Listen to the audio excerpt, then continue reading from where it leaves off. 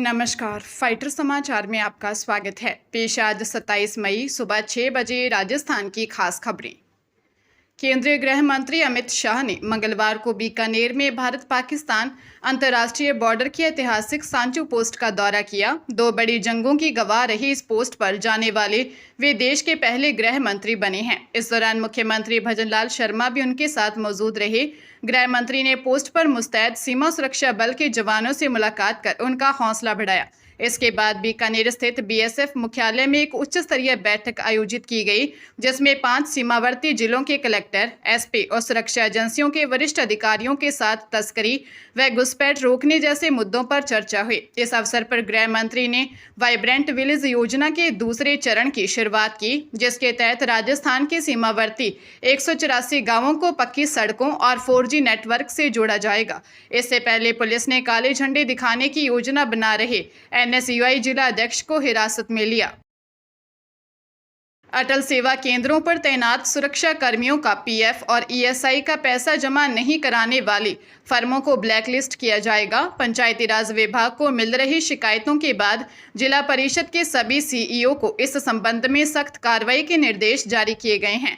चालू वित्तीय वर्ष में प्रदेश के कुल 11,241 ग्राम पंचायतों में से मात्र 821 में ही अब तक सुरक्षा व्यवस्था सुनिश्चित की जा सकी है। नए नियमों के तहत ठेकेदारों को हर महीने की 5 तारीख तक बिल के साथ सुरक्षाकर्मी के यूएएन में जमा पीएफ और ईएसआई चालान की कॉपी तथा बैंक स्टेटमेंट देना होगा। शिकायत मिलने पर फर्म का अनुबंध तुरंत समाप्त कर दिया जाएगा। विभाग ने स्पष्ट किया है कि जिन पंचायतों में एजेंसी की अवधि समाप्त हो चुकी है, वहां अब सीधे भुगतान नहीं किया जा सकेगा।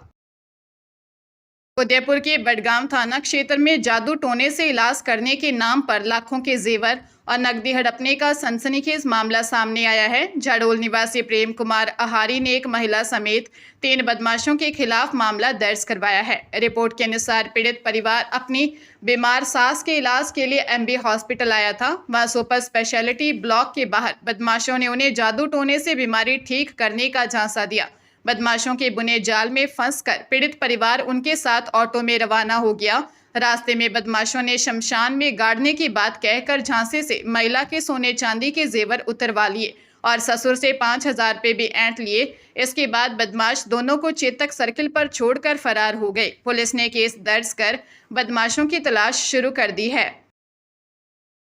प्रदेश के सरकारी स्कूलों में 9वीं से 12वीं तक के विद्यार्थियों का व्यावसायिक विषय पढ़ाने वाले करीब 5,000 शिक्षक 13 महीने से वेतन न मिलने के कारण गंभीर आर्थिक संकट से जूझ रहे हैं। ये शिक्षक प्लेसमेंट एजेंसियों के जरिए संविदा पर कार्यरत है। कई मामलों में एजेंसियों द्वारा समय पर फाइलें शिक्षा विभाग को नहीं भेजने से इनका भुगतान अटक गया है। इन शिक्षकों को 20 से 22,000 रुपये प्रति माह मानदेय मिलता है, लेकिन वेतन अटकने के कारण उन्हें घर चलाने के लिए उधार लेना पड़ रहा है। व्यावसायिक प्रशिक्षक संघर्ष समिति के प्रदेशाध्यक्ष पवन गर्ग ने बकाया वेतन के तुरंत भुगतान की मांग की है। वह रविंद्र सिंह भाटी सहित कई विधायकों ने सरकार को पत्र लिखकर हरियाणा मॉडल के आधार पर इन शिक्षकों के लिए स्थायी रोजगार व्यवस्था लागू करने की मांग उठाई है। श्रीगंगानगर के कोतवाली थाना क्षेत्र में 3 पुली के पास एक होटल के सामने से एक युवक, महिला और 3 बच्चों के जबरन अपहरण का सनसनीखेज मामला सामने आया।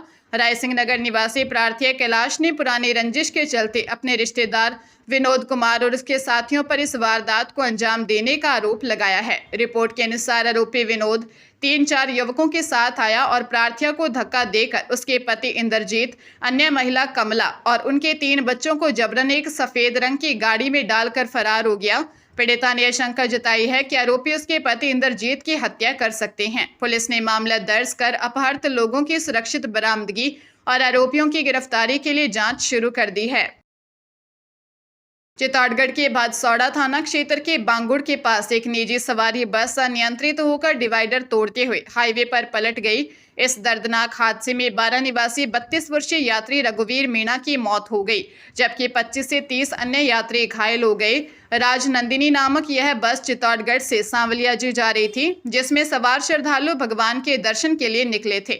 सर्विस रोड पर अचानक अनियंत्रित हुई बस ने बिजली पोल और रेलिंग तोड़ दी, जिसके कारण छत पर बैठे यात्री भी सड़क पर आ गिरे। सूचना मिलते ही भादसौड़ा पुलिस और हाईवे एम्बुलेंस मौके पर पहुंची। घायलों को तुरंत भादसौड़ा सीएचसी और सांवलियाजी मंडफी अस्पताल पहुंचाया गया, जहां से 4-5 गंभीर घायलों को चित्तौड़गढ़ रेफर किया गया।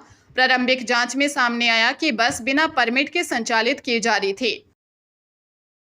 जयपुर जिला परिषद द्वारा वर्ष 2013 में की गई कनिष्ठ लिपिक भर्ती में बड़े पैमाने पर भ्रष्टाचार और नियमों की अनदेखी का मामला सामने आया है। राज्य स्तरीय जांच रिपोर्ट के अनुसार कुल 672 नियुक्त कर्मियों में से 529 को दिए गए बोनस अंक और दस्तावेजों की वैधता पूरी तरह संदिग्ध है। जांच में सामने आया कि नियमों को ताक पर रखकर कोर्ट रचित दस्तावेजों के आधार पर अपात्रों को सरकारी नौकरी दी गई। इनमें 22 ऐसे अभ्यर्थी भी शामिल हैं जिन्होंने आवेदन तक नहीं किया था, फिर भी वे मेरिट लिस्ट में आ गए, जबकि 48 अभ्यर्थियों को मेरिट सूची से बाहर होने के बावजूद नियुक्ति दे दी गई। इसके अलावा अभ्यर्थियों ने सुप्रीम कोर्ट द्वारा अमान्य घोषित ऑफ कैंपस विश्वविद्यालयों की डिग्रियां लगाई थी, जिन्हें नियमों के विरुद्ध मान्य कर लिया गया। फिलहाल जांच अधिकारियों ने इस पूरे भर्ती घोटाले की परतें खोल दी हैं।